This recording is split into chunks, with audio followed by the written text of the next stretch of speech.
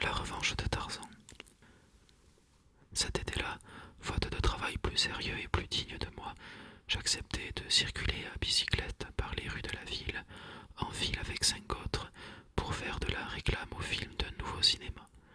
Chaque bicyclette portait un large panneau de couleurs avec l'inscription d'une syllabe de 2 ou 3 lettres, et en défilant lentement, tous les 6 l'un derrière l'autre, nous composions le titre entier du film. Des hommes sandwich sur 2 roues, en somme. En fait de métier, il en est de mieux, d'autant que pour nous rendre plus visibles, on nous avait habillés d'une combinaison bleu pâle qui nous faisait ressembler à des anges, comme ceux que l'on promène dans les processions des fêtes pascales. Mais je n'avais pas le choix, c'était cela ou mourir de faim. Nous promenâmes à travers le quartier, tu m'aimeras cette nuit, l'archipel en feu, 2 cœurs dans la tempête, la fille du volcan et d'autres. J'avais toujours la bicyclette de tête car, étant proche de la cinquantaine, avec des cheveux tout blancs, j'étais le plus vieux de la bande et l'agence me confiait la responsabilité de la caravane. Derrière moi venait Paul Dino, un petit blond de 17 ans, avec un visage pointu comme un museau de fouine et des yeux de faïence. Quant au caractère, violent et insubordonné, un vrai garnement. Les autres étaient aussi des garçons entre 15 et 20 ans. J'aurais pu être leur père à tous les 5, et en effet, par jeu, ils m'appelaient l'oncle. Tous étaient de la race de Paul Dino, de mauvais garçons qui avaient poussé dans l'après-guerre, entre le marché noir, les nègres américains et les filles à soldats. Ainsi que j'en avertis aussitôt l'agence, je n'avais aucune autorité sur eux, et chaque fois qu'ils le pouvaient, ils se liguaient contre moi. C'était l'été, en juillet, et défiler dans les rues à petite allure, sous un soleil brûlant, était vraiment chose pénible. Le parcours était long et sans halte. Partis du cinéma derrière Sainte-Marie-Majeure, nous nous y retrouvions après avoir parcouru à la vitesse d'un pas d'homme la plupart des rues du quartier. Et ce tour, nous le faisions plusieurs fois par jour, le matin et l'après-midi, selon les instructions de l'agence. Nous étions 2 équipes, l'une d'hommes vêtue, comme je l'ai dit, de bleu pâle, l'autre de femmes, dans une tenue pire que la nôtre, avec des tenues blanches semées de paillettes d'argent et des pantalons bouffants jaunes d'or.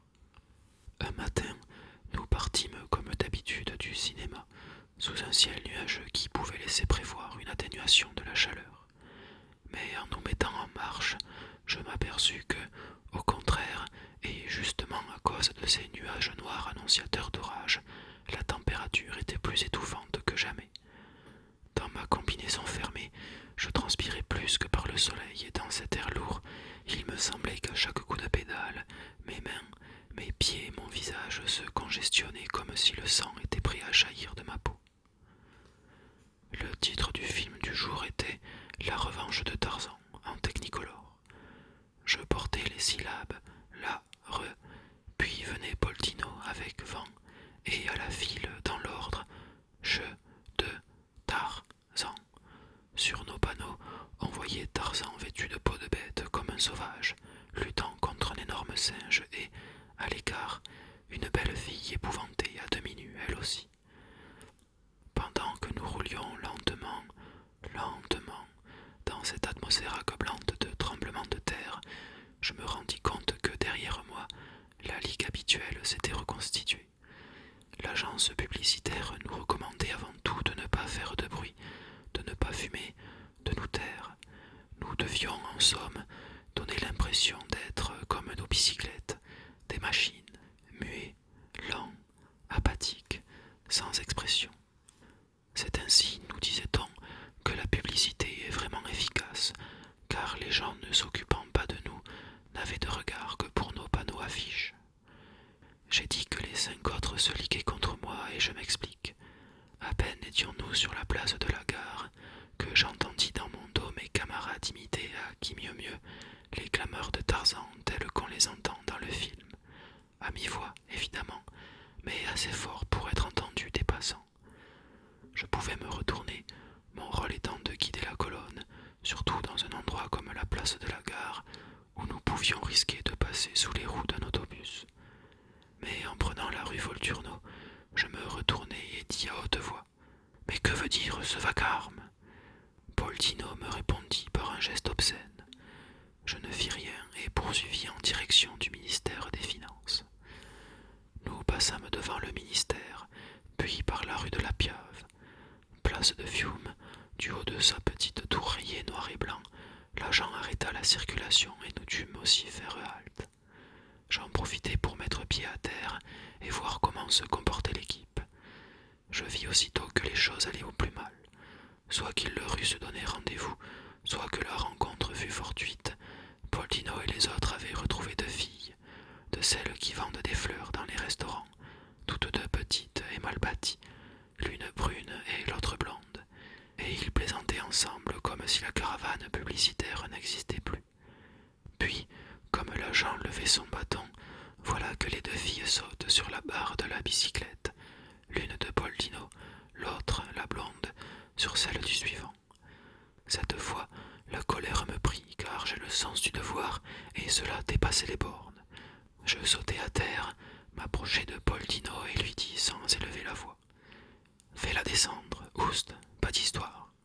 Mais lui, enhardi sans doute par la présence de ce laidron qui se cramponnait à son guidon, me répond: De quoi te mêles-tu?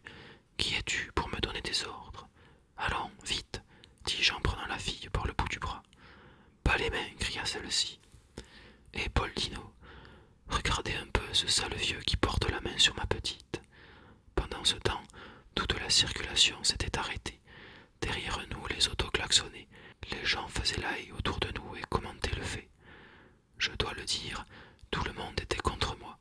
Je compris qu'il n'y avait rien à faire, remonté en selle, et le cœur plein de fiel, je pris la rue Salaria. Mais au croisement de la rue du Pau, comme je prenais la direction de la place d'Italie, je m'aperçus que je roulais tout seul. Paul Dino et les autres se dirigeaient vers la place Quadrata.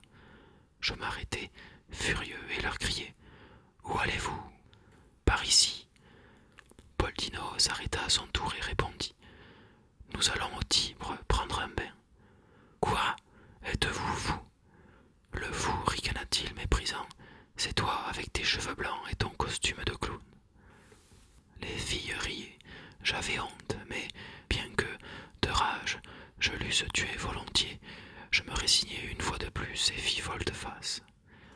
Maintenant, c'était Paul Dino qui conduisait la caravane, et je venais le dernier car j'avais le souffle court et il roulait à toute vitesse. Le titre du film se lisait maintenant de cette façon: Vengeance de l'art, ce qui ne signifiait vraiment rien, et les passants sur le trottoir s'arrêtaient pour regarder les 5 garçons en bleu pâle, avec ces drôlesses en tandem, qui roulaient comme des fous, suivis d'un vieux lui aussi en costume d'Angelo, et ils hochaient la tête en riant. Mes compagnons maintenant hurlaient à plein poumon le cri de Tarzan, comme s'ils avaient été dans une forêt et non sous les platanes d'une avenue de Rome. À partir de la place Santiago du Chili commence la descente. Cela leur permit de se détacher, si bien que j'arrivai seul à l'Aguacetos. Par 2 fois, je me trompais de route, revins en arrière et finalement, il me sembla les apercevoir de loin qui défilaient sur un chemin longeant le Tibre. Furibond, trempé de sueur, je me lançai dans cette direction. Ils avaient choisi un coin du Tibre où la rive s'élargit en une petite grève sablonneuse et couverte de buissons. À cet endroit, le fleuve fait un coude comme un serpent qui s'enroule, et sur le bord, on aperçoit ces filets à roues qui montent et descendent par la force du courant. Je retrouvai mes camarades qui avaient jeté à terre bicyclettes, panneaux publicitaires et tout le reste, et qui déjà se déshabillaient. Les filles, elles au moins, s'étaient cachées derrière des buissons, mais eux ne se souciaient même pas de se cacher.